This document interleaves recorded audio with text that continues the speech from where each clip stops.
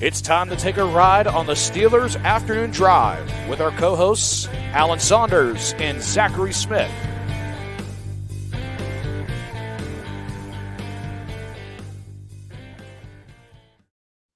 Welcome into another episode of Steelers Afternoon Drive. I'm Zachary Smith. That is Alan Saunders. We're just running it back. Joining us again today, also from Steelers Now, Nick Farabaugh. What's going on, buddy? What's going on, guys? How you doing? It's a good Wednesday, right? Yeah. The Farabaugh Wednesday doesn't hit the same as Farabaugh Friday, but I have a very Larry David react. Is it really though? You know, for everybody, and this is going to be probably the best segue we've had on here. For everybody that is of the camp that Jackson Powers Johnson should be a Pittsburgh Steeler, it is a great Wednesday, Nick, because finally visiting the Pittsburgh Steelers, one that everybody has been waiting for. And not only that, we can get into this too, but like what a day for him to visit the Pittsburgh Steelers, because Mel Kiper had him as, what was it, the 47th player in the class, and Dane Brugler put out about his medical red flags, which we've kind of touched on in the past, could be the reason for him potentially dropping not only outside of the top 20 beyond the Steelers, but maybe out of the first round entirely. But for people, like I said, that are of the camp that this should be the Steelers' answer, finally, getting that pivot in the middle, and this should be their first round selection, a pre-draft visit to the Pittsburgh Steelers is certainly a box that we were looking to check.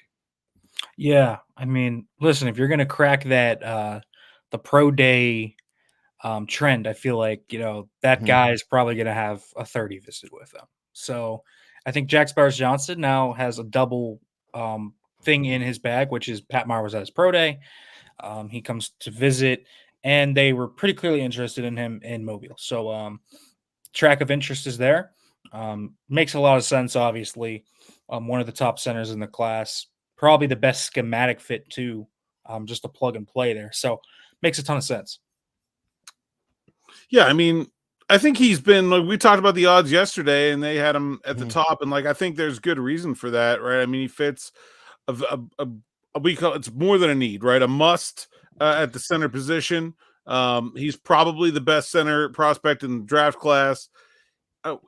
I think the real they've shown enough interest in him, and they didn't send Mike and Omar to his pro day, but they've still shown enough interest in him that I think it's reasonable that the Steelers would draft him. I think the big question is just the value of not just this player, but the center position at pick number 20, with potentially elite talent at wide receiver, corner, tackle on the board.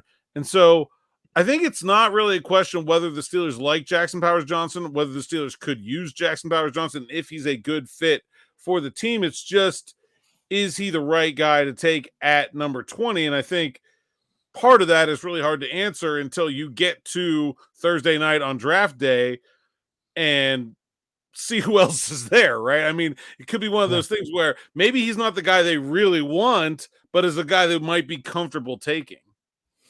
Yeah, I'm just glad to know that they know a guy that plays in Oregon exists. I mean, that's just nice to see. Another reason sometimes for these 30 visits is to get more medical info. So that's probably part of this. Like Mims visiting too, I'm sure that was part of that. Making sure that all those check the boxes.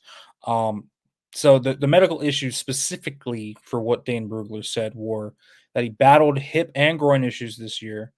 Then injured his hamstring at the Senior Bowl, and then he has also had multiple concussions throughout his career in college football. So that is the medical kind of thing that is peeping up on JPJ. As long as those medicals work out, I don't expect it to significantly hurt his stock. But this has been something that has been creeping up since the combine, which has been kind of the noise. Now we actually know what it was. That was multiple concussions is a little scary, I think, no matter what position you play. So that's something to consider when you're talking about a guy like this. But I do think, when we've talked about this before, Smitty, where Mel Kiper, multiple other guys have talked about how he's falling on the board. Lance Zierlein, I think, said the same thing today, where he was asked one prospect that was falling out of the round. It was JPJ. Kiper mocks him at 47th overall today. I mean, if he gets anywhere near 45, I think that's prime trade up range for them from 51 to go get him. It's worth it. I think he is, in terms of schematic fit, such a glove-like fit for the Arthur Smith offense that I can see them doing it. And so I can see it. If he is there and he slips, I think they should feel very good either way about getting Zach Frazier if JPJ slips that far. Yeah, I'm with you that like we've heard this kind of whispers about the medicals, and that may be a reason for him to slide. But I'm also not entirely clear that if Jackson Powers Johnson goes at 40, that really is a slide. Like I've been told over and over again throughout this process that the league is not as high on him as sort of the draft community consensus seems to be. And like I really wonder if we're going to see any of these centers taken in the first round.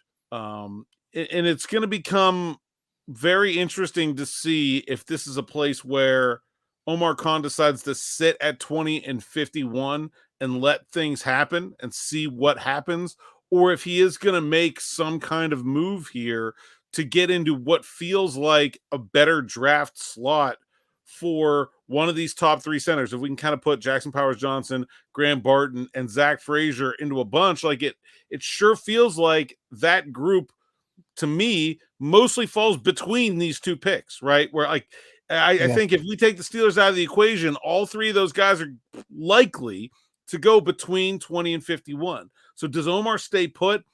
Is center important enough to rearrange your whole team's draft order to make it happen? I kind of feel like it needs to be with nobody on the roster, but it's also not like this position of extreme value that you would normally be willing to do that in the first two rounds for. I think it's very interesting. I think it's probably the biggest piece of uncertainty right now in terms of my feelings about how the Steelers move forward is where do they plan to make a move for center? Are they going to wait and just take the best one wherever they see fit? Are they comfortable with someone like Cedric Van Pran or Bo Limmer or someone like that, on potentially in round 3 or round 4 coming in and being a day one starter?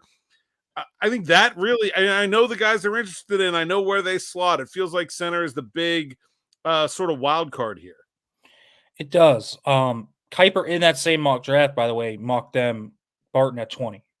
So maybe that's something. Arthur Smith was at his pro day. I still, in order for me to consider him a legitimate option 20, need to see him come to Pittsburgh for a 30 visit to really consider him there.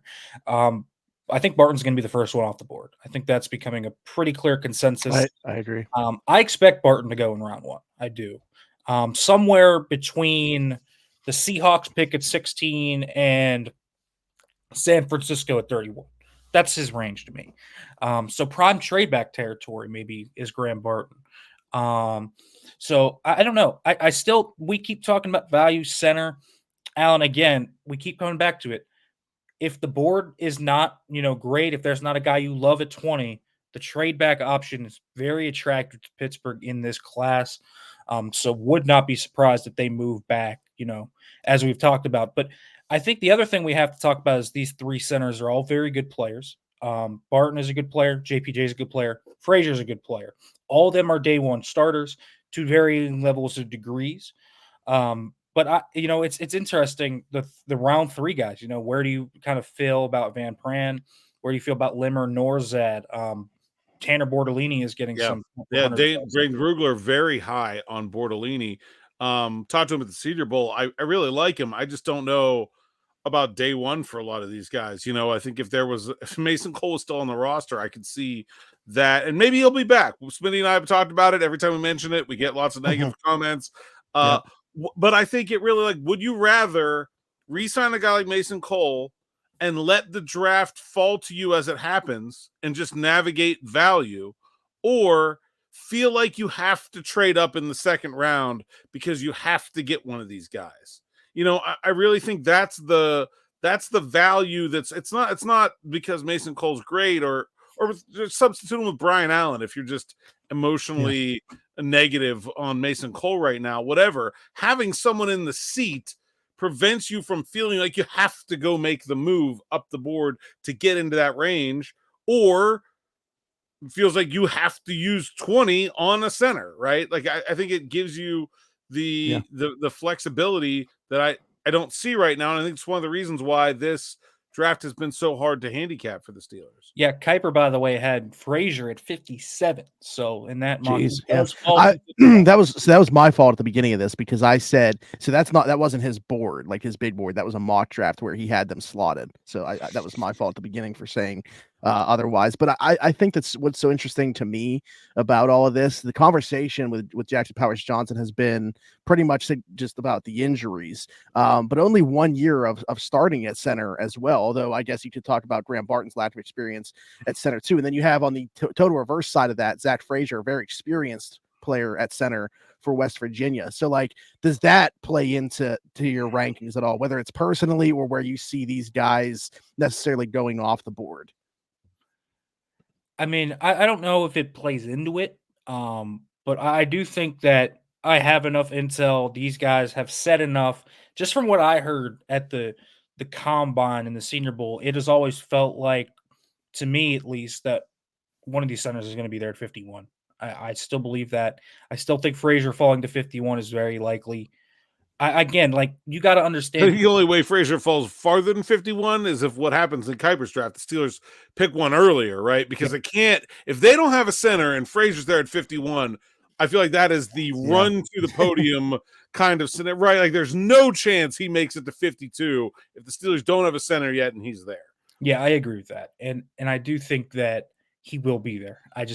You got to understand the process that Frazier has had hasn't heated him up. Like, Jackson Powers Johnson had a great Senior Bowl, even if it was like one day where he was awesome. So, okay, everyone's on it.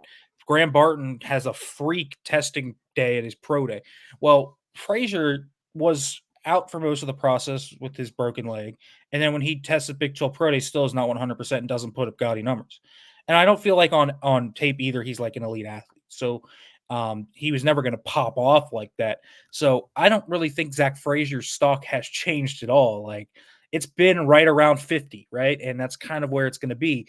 And I really do feel like if Jackson Powers Johnson is going to fall to, 45-ish range and the Steelers don't want to move up for him, I think Frazier's going to fall to 51. I've said that. I think he'll be there.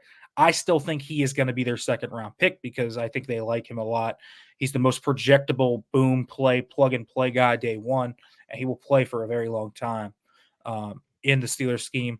I've seen a lot of concern about him too with the Texas game where he got kind of pushed around a little bit by Byron Murphy. But I watched the other bits of tape of him, man. Very strong, plays with great leverage, very strong in his core strength. Just feel like that was an off day for him over the years of consistency against power. So very little worry about Zach Frazier if he slots in there. I don't think he'll ever be an elite center, but I think he will be a very, very solid center for a very long time. Yeah. Does anything from today stand out to either of you that changes anything in your perception about Jackson Powers Johnson, whether that's the visit, whether that's the revelation of the medical concerns, or whether that's Mel Kiper saying he may last to the middle of the second round? No, I mean, listen, I had known I had heard about Powers Johnson being a guy that was going a little later since the combine. We've heard of the medical concerns. I think it's different, though, the fact that the medical concerns aren't like he has a degenerative knee condition versus like he may have had groin and hip issues. I mean, soft tissue injuries more than likely are what those are. The concussions are concerning, but teams usually, unless you have had so many of them, will gloss over that. So nothing like super shocking about Jackson Powers Johnson today. The visit is like the least surprising thing of the cycle too. Yeah. So pretty chock full. I don't think, and I think this kind of stamps it for me that I don't think he's an option at 20. I think that's not where the league values him. For me, I'll say I'm not surprised by that aspect, but like 47 is a bit lower than I would say. Like, to say that is the range that he goes in, that would be a little bit more surprising for me. Like, falling out of the first round, I could see, but I still think he would go relatively early on day two. I figured like top 35, top 40 still. 47 seems like a little bit more of a slide than what I'm anticipating. Yeah, I think so. I think it's hard for me to see him get out of the middle of the second round, like the early middle second round. But I think it's possible. Like I don't think it's crazy for us to be sitting here talking on day 2 about the Steelers looking to trade up for him. Like I do think like he's falling, Yeah, like the he's best players there, available after round 1. Yeah. and we could be talking about a second straight draft where a guy that was talked about for the Steelers as their first round pick ends up being the second round pick. It's exactly what happened to him last year with Joey Porter Jr. I could see it happening again here. Yeah, absolutely. Was there anything else on Jackson Powers Johnson? No, I don't think so. Want to go to the other visitor, or want to talk wide receivers? I mean, we might as well stick with the other visitor real quick. Blake Fisher, the tackle out of Notre Dame, also visiting, probably a mid-round tackle prospect. Maybe that's like one of those third rounders that they have would be used on him if they were to wait on tackle. What do we make of him as a prospect? We had a little bit of a conversation before we actually started recording. I think Nick's a little bit higher on him than Allen is. So when you're talking about those guys that if they were to wait on until day 3, Mac and Salvis, him kind of falls in that same bucket. What do we make of Blake Fisher as a prospect? Yeah. I mean, I like Blake Fisher. Very young player. He's only 21 years old, which I like. In fact, if you're going to get a mid-round prospect at tackle, this better be a guy that has upside. A lot of those guys in this class, but I do think Fisher's a little closer to playing than some of the other guys. So I like that fact. This is a guy that has the physical traits necessary.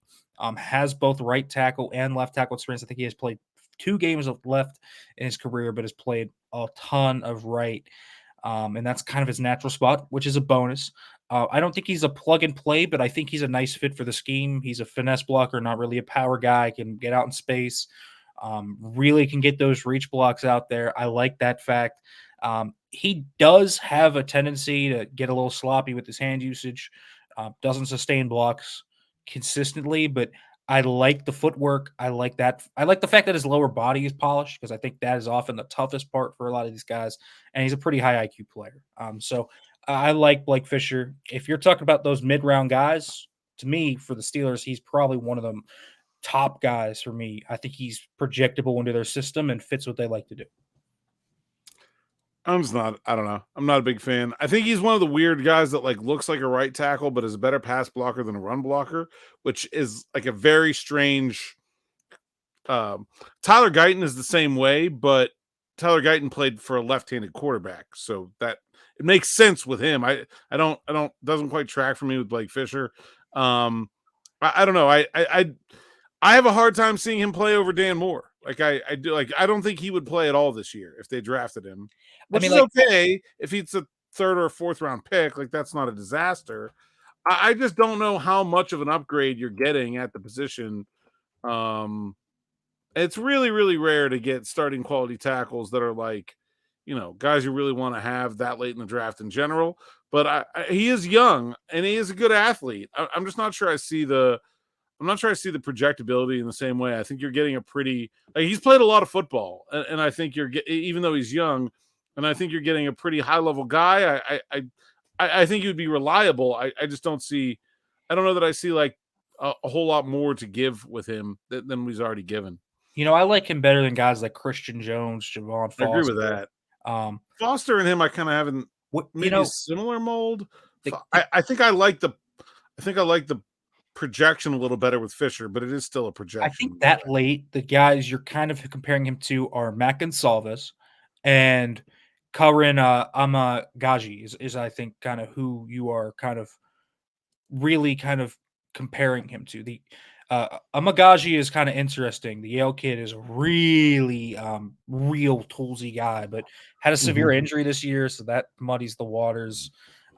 Those are the kind of the two because it seems like Rosengarten is going to go earlier than that. I like him a lot better. Not that like that's seems to be becoming the consensus, but if Rosengarten was going to be there at 84, I think he'd be a great pick. But it seems like he's probably not getting out of round 2, so that kind of goes up in smoke. Is he getting 2 round 2? Yeah, man. I mean, I don't know. Kuiper had him in the first round so that's what I'm saying. But I think when we're talking about a guy like Gonsalves or Blake Fisher, either of those 2 guys are future NFL starters in my opinion. So I'm cool with either of those. Okay, that's fair enough. Anything else on Fisher? Just wanted to briefly touch on that and get your 2 thoughts, but anything else to add? No, not surprised that he came in for a visit. Classic Okay. sort of fallback option at that position. Steelers like Notre Dame guys. I've heard good things about just his personality, his character, and so makes sense for him to be a target. Good stuff. Good stuff. And then the other thing that we wanted to talk about, main topic for today's show, Jason Luckenfora talking on his podcast, talked about the Steelers and the wide receiver trade market, which has been very quiet as of late, but said that they are still working, would still like to get something done. And he didn't put like a timeline at all. He's like, could happen tomorrow, could happen next week, could happen while they are on the clock on draft night. What do we make of this? And, do we think that there still is those conversations being had behind closed doors for the Steelers? I don't see why they wouldn't be. I mean, like they very clearly are both looking at wide receivers in the draft and have shown interest in outside that, right? They wanted Mike Williams. They talked to Tyler Boyd. They at least checked in on Brandon Ayuk. Like they've been active in both, and they're looking in the draft at 2 different kinds of wide receiver. So it seems very clear that they see, look, they got to replace Allen Robinson. They got to replace Deontay Johnson. And while they did bring in some guys like Van Jefferson, Quez Watkins, it does not seem by their actions that they are thinking that either of those guys is really one of those replacements, that they still need 2 wide receivers. And so why wouldn't they still be having trade talks? I don't know who's out there. I mean, that is on the market right now to be traded, but I'm sure they're still looking because they've been looking and they haven't found one. They have $12 million in cap space. There's no reason for them not to be. What was it, a week before the draft last year they traded for Allen Robinson? So, Yeah. right? Is there a deal out there like that where a team wants to, offload somebody or someone's open on the market? I don't know. We previously talked about the Texans receivers. I think that those are obvious guys to target. Ayuk, I've said multiple times, I don't think that's going to be a realistic trade idea until talks deteriorate, which is a post-draft thing, in my opinion. T. Higgins is obviously the most realistic of a trade guy, but not for the Steelers. Yeah, for everybody else. So like Higgins isn't on the board for them like at all. So maybe there's a surprise. Get a third party, have somebody else trade for T. Higgins with a handshake agreement that he just didn't trade to Pittsburgh after. I mean, I guess. It maybe, I don't know. But I mean, there's probably someone out there that, none of us know about. There's been a few names that I've kind of been interested in. Maybe, the Commanders are kind of done with Jahan Dotson after year 2, but it feels early for them to give up on him. So I mean, there's just they already told the Steelers to screw off about Terry McLaurin. So yeah, give him another call and ask about Jahan Dotson. That should be an obvious one. Yeah. Like star receiver, the only star receiver I feel like they're going to acquire, if they acquire him, and it's going to be later, training camp time, is Ayuk. If those talks deteriorate, but sure seems like the 49ers want to keep Ayuk around long term, as they should. Alan, you threw out a name potentially that you thought made sense, so I'll give the floor to you.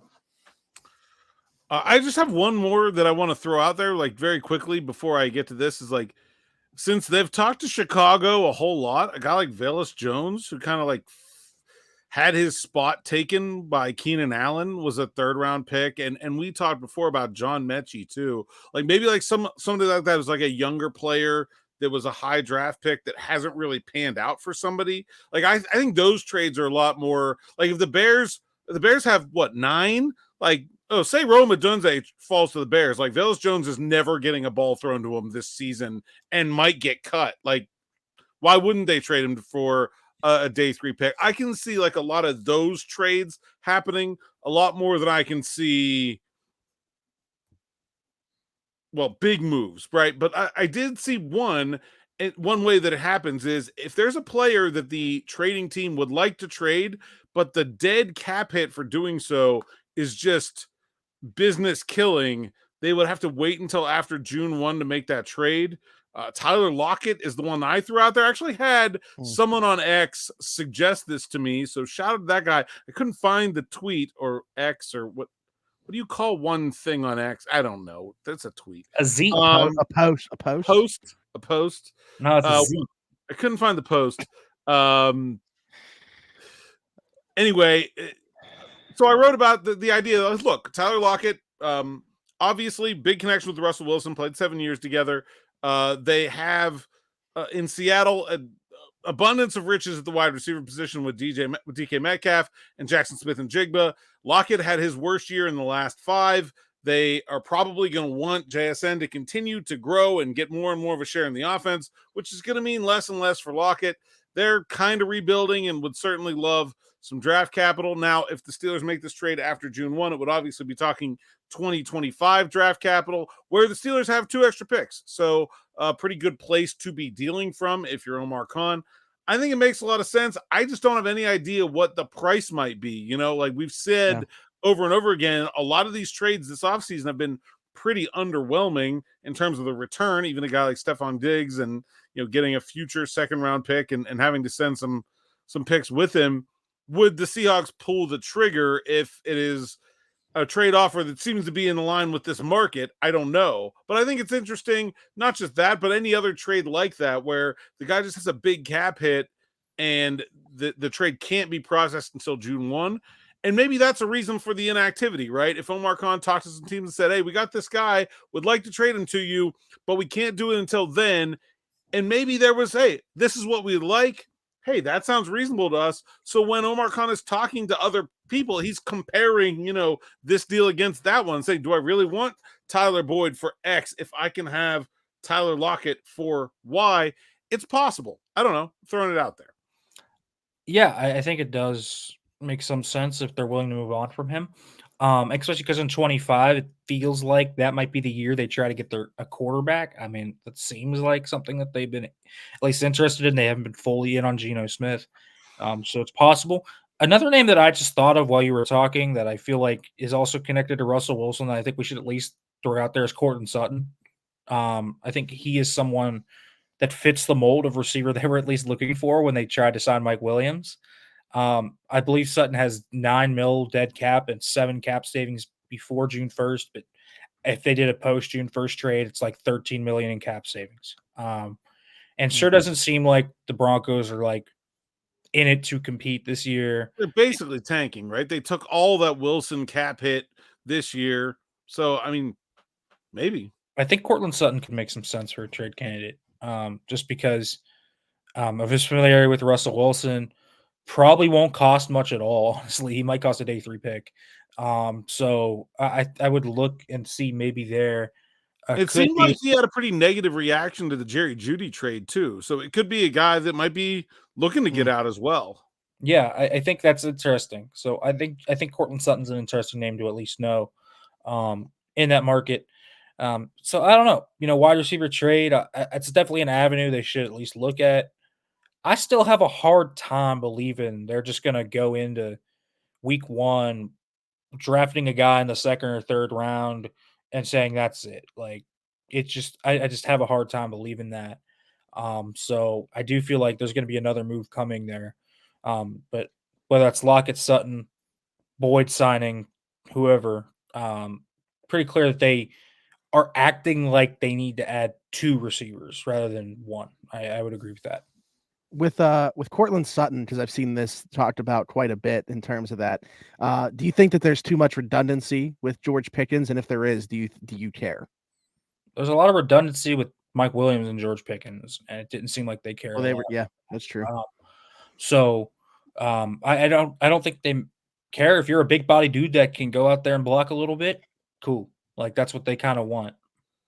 If you're playing 2 tight end and you're balancing and you're playing with that balanced formation, it really doesn't matter as much if you have similar wide receivers. Like the reason that you have sort of the traditional wide receiver paradigms is you have one guy who's like your X and one guy who's like your Z, who might play off the line. He's going to play on the strong side. There's going to be less space over there. You're going to be able to hide him a little bit more. If you're playing 2 tight end, both wide receiver positions kind of become identical. Like there's not really any difference. And so I think it probably matters less in this offense than it does, say, in like, the Cincinnati kind of old school Indianapolis Colts offense, right? Where it's like the traditional sort of X, Y, Z receiver roles. So I think that's one reason why I wouldn't be worried about George Pickens' role being duplicated.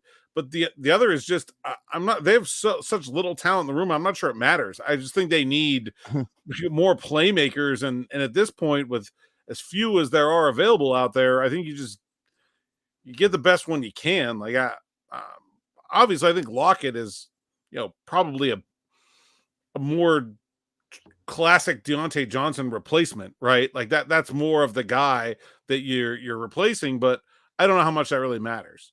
Yeah. Well, yeah, that's maybe you're getting the route runner in the draft, and then you're adding another big body in Courtland Sutton, like if you get like a Ricky Pearsall or something like that in the draft. Well, that's the advantage of waiting until after the draft, right? Is that you then know, like you can't control the draft. You can control what trades you make. You can see what falls to you and what doesn't. We've talked about the clusters of wide receivers, and it's like, if your second round guy is Xavier Legette, you have a very different need than if your second round guy is Ricky Pearsall, right? Two very, very different kind of players. Fill in the way you can get in, I guess. Yeah, I think that's just how you have to operate with that. And so whoever it might be, fills the void at the time, where that is they need a route runner type and Lockett, or they need another big body and Sutton. Whoever kind of fits those. I do think, now that I think about it, man, the Courtland Sutton thing makes a lot of sense. It really does, for both sides, particularly actually in this one. So I'm kind of leaning that way if they're going to trade for a guy. But we'll kind of see what happens in the draft, because it could go any which way. I mean, I would not be surprised, if they go second round, fourth round with that. I also think Pat Freiermuth does factor into this a little bit. Look at how they used Kyle Pitts last year, and Pitts played more in the slot, played a decent bit out wide. Now, I don't think Muth is the same type of athlete that Kyle Pitts is, but definitely probably has been underutilized in terms of his slot snaps, where he has been one of the more productive slot tight ends in the NFL since coming into it. So I do expect some of that to be kind of there. So if you are planning Muth in the slot, then a guy like Lockett is much more attractive, because you'll need someone to run those routes, get open. If you are going to have, another big body with George and Muth on this in the slot, which I think they are going to do. I think, signing Michael Pruitt definitely gives them that ability to do it. Yeah. And then last thing, because I was just looking here, trying to figure out like something close to a Tyler Lockett trade value, just looking at proposals. There was two different sites here that are throwing out Tyler Lockett trade proposals. And of course, like no one knows if this is the actual value, but both of them had either a 5th round pick this year or a 4th round pick next year. 4th round pick next year. Sign me up for that, man. He's also a cap deal for this season. If they trade him, it's only like $4 or $5 million. So yeah, I mean, so how would, if they decided to trade their 4th round pick, how would that work? Because of the Justin Fields trade, that is that is a potential 4th round pick, right? So I don't know how the rules work there. If they have to have the 4th round pick, or if they can just have to get it, right? I don't know. I don't know how that'll work. Yeah, you could also just make. Yeah, I don't know. That'd be. I'm not sure exactly how that works. Yeah, neither do I. Yeah, like do you have to have the pick at all times within your right, or do you just need it by the time you have to give it? I don't know. Yeah, just something to think about. That I just want to throw out there. Sure. if they want a 4th, the Steelers theoretically do have a 4th, but couldn't potentially not have a 4th, depending on how much Justin Fields plays. Right. And then real quick, the big news before we get out of here, the Steelers signing Matthew Wright. Everybody's waiting for that one. Yes. 4th time. We were going through, right before we started recording, we were going through all of his stops, and there's like a dozen plus, and he's only been doing this for 4 years. So he got cut by 3 different teams last season. I mean, he's a good kicker. Like I'm not surprised the Steelers wanted him back. I'm just surprised he hasn't caught on anywhere. Yeah, I mean, he's been pretty reliable up wherever he's gone. So it's kind of wild that he hasn't latched on somewhere. But welcome back, Matthew Wright. There's your backup kicker for the cap competition. There he is. Yeah, competition in quotes. All right, anything else, guys? No, I think we're good. There we go. Well, then, without further ado, Nick, tell the people they can find you. Yeah, you can find me on Twitter X at Farabaugh FB. Sears Eats. Read at Steelers Now. We're pumping out content over there. And of course, make sure to like, comment, subscribe, and Smitty, I got today, turn on that notification bell. Ding, ding, ding. You got it. Alan, tell the people where they can find you. At a Saunders _ PGH and PGH Steelers Now. Go read the story about Tyler Lockett and Derek Bell's top cornerbacks on the site as well. Yeah, there you go. You agree, disagree, let him know. And try to get Derek on either tomorrow or Friday. I haven't confirmed today, but he'll be on to talk about that. Okay, so he's gonna have to justify some of those to the people, and then they can get at him in the comments. But until then, go tweet at him and let him know what you think of his cornerback rankings. I'm sure he'll love that. Like, subscribe, hit that notification bell, as Nick said, and remember the entire part of that on today's episode. Also, comment down below with your thoughts on anything that we talked about or questions for future episodes. Leave us a 5-star review and subscribe if you're listening somewhere else, Apple, Spotify, wherever you get your podcast from, all that good stuff. You can find me everywhere at Zachary Smith PGH. For Alan Saunders, Nick Farabaugh, and myself, thanks for jumping in. Take another ride on the Steelers Afternoon Drive.